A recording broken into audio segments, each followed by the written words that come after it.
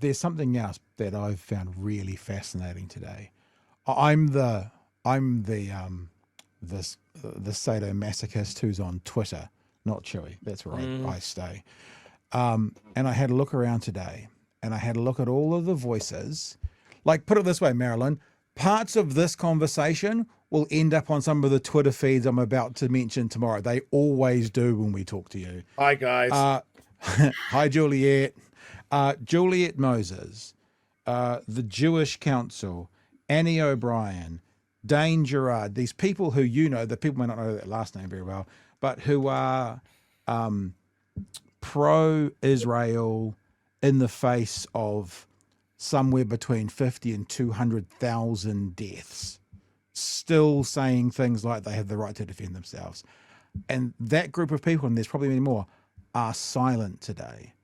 And I'm like, ooh, this is really interesting because Luxon's their guy, or Peters is their guy. We've got a clip to play later on. We may or may not get to it. If we don't have time, we probably won't. But it's Karen Shaw from ACT talking about a two-state solution. Seymour is their guy. All of a sudden, their three guys are going sanctions on Israeli ministers in one voice. No, it didn't get anyone come out going, oh, right to defend. They all said it. Karen Shaw said it on the New Zealand Herald show this morning. And it's like, this is very interesting to see that group, that online group of Jewish influencers, if I can call them that, or certainly Zionist influencers, not Jewish influencers, Zionist influencers, are silent today. What is that telling us, if anything? I found a few things very interesting today.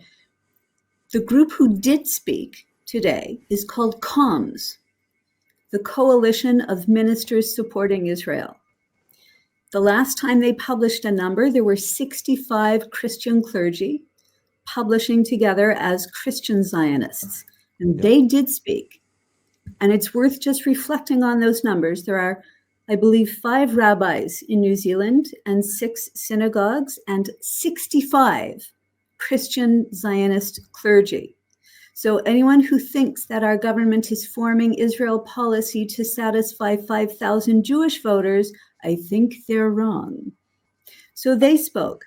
The Jewish Council, distinctly quiet. I think they are not only twisting in the wind because of their political allegiances, I also think they are cornered within the Jewish community now. We understand that they are reviewing their constitution. I believe that some change is coming. Our institutions have been captured and their silence is an ongoing disgrace. But there are still people within those institutions who have beating hearts. And I believe that their obedience is less and less reliable. The mask, once and for all, has fallen. The emperor, the empire, is just stark, raving naked. Imagine trying to tell a Jewish person that they must uphold some special Jewish connection with any community that conducts genocide and starves children. Imagine it.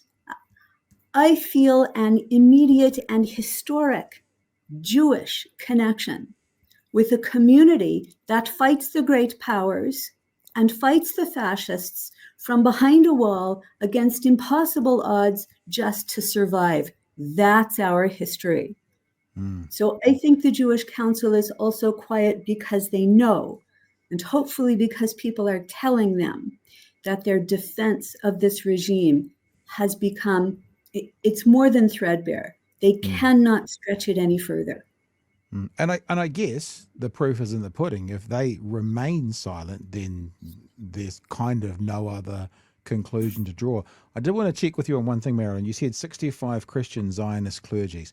Is that an official group? Because I've been involved in the Christian church, and there are far more Christian pastors or leaders who are Zionists than that. So what do you mean by, like, there'd be thousands in New Zealand, certainly hundreds, if not thousands. So what do you mean by 65 Christian Zionist clergy?